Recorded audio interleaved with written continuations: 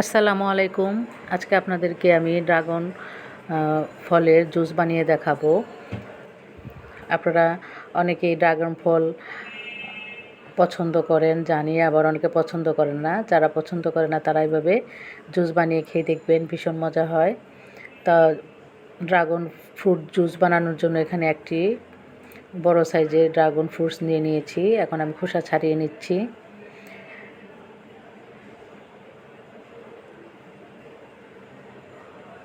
খোসাটা ভালো করে ছাড়িয়ে নিচ্ছি।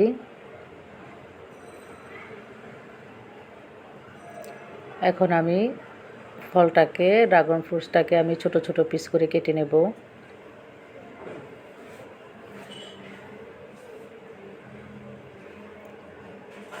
ড্রাগন ফ্রুটস আমার খুব ফেভারিট একটি ফল।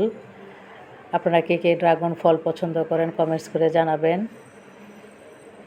আমার বাসায় সবাই এই ফলটা খুব পছন্দ করে, আর জুস বানিয়ে দিলে তো আমার বাচ্চারা খুব মজা করে খায়। তা আমার এই রেসিপিটা আপনারা A to Z ফলো করে এই জুসটা বানিয়ে খাবেন, অবশ্যই মজার হবে।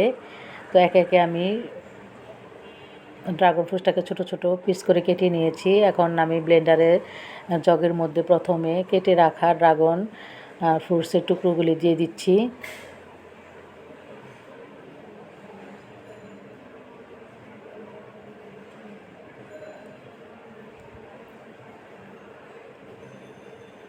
এখন দিয়ে দিচ্ছি 1 চিমটি লবণ,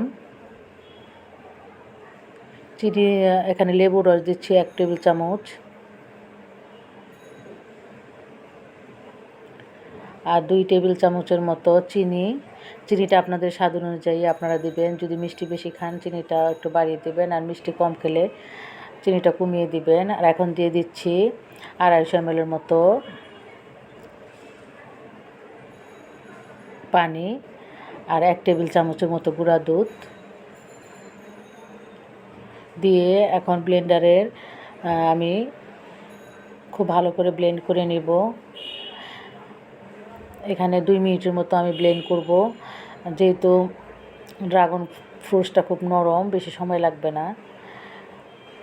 চিনিটা গলতে যতটুকু সময় লাগে 2 মিনিটের মতো আমি ব্লেন্ড করে নিচ্ছি।